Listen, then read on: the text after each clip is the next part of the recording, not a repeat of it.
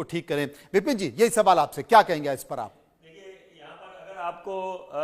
जो दुश्मन अगर बाज नहीं आ रहा तो उसके साथ आपको संदेश जो देना होता है वो बिल्कुल साफ अल्फाजों में, एंड जैसे अंग्रेजी में कहते हैं you don't have to mince your words, तो यही बात डोनाल्ड ट्रंप जिसके लिए वो जाने जाते हैं, उन्होंने बेबाक अंदाज में बिल्कुल एक साफ संदेश दे दिया, क्योंकि उन्होंने भी आकलन करा होगा, उनके जो सलाहकार हैं, और तो उन्होंने सब ये पाया होगा कि यहां पर ये इनके इरादे नापाक हैं, यहां पर हमास के, तो यहां पर ये ऐसे ना हो कि जो बंधक जो छोड़ने की बात हो रही है, जो सीज फायर का समझौता हुआ है उसके तहत ये छोड़े जाने थे, तो यहां पर उसकी अवधि बढ़ा दी गई और ये 5 दिन की बात है। 5 दिन पहले ऐलान करता है हमास और उल्टा ठीकरा फोड़ता है इजराइल पे कि उन्होंने सीज फायर जो आपस में समझौता था उनका उल्लंघन करा। तो यहां पर अब जो ये डेडलाइन, ये जो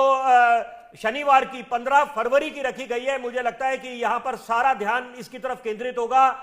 क्योंकि action speak louder than words. और सबसे बड़ी बात है कि विश्व के सबसे पुराने लोकतंत्र के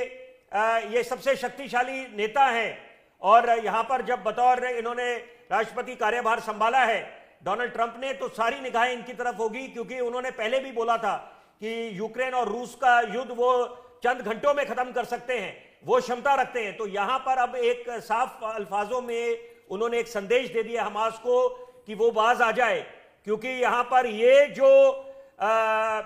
जो इस समय बंधकों पे गुजर रही है या उनके परिजनों पे गुजर रही है, तो वो मुझे लगता है कि उसकी तरफ ध्यान केंद्रित होना चाहिए। और साथ साथ यहां पर कम से कम राजनीति नहीं होनी चाहिए, क्योंकि इंटरनेशनल कम्युनिटी भले ही वो 2 स्टेट रेजोल्यूशन की बातें करता है, क्योंकि इंटरनेशनल कम्युनिटी है वो 2 स्टेट रेजोल्यूशन की बात करता है इजराइल और फिलिस्तीन को युद्ध को लेकर, कि गाजा पट्टी और वेस्ट बैंक को लेकर जो आपस में इनका तकरार है। लेकिन यहां पर यह बड़ा जरूरी है कि जो डोनाल्ड ट्रंप ने एक साफ अल्फाजों में संदेश दिया हमास को। बात तो सही है, लेकिन मेरे साथ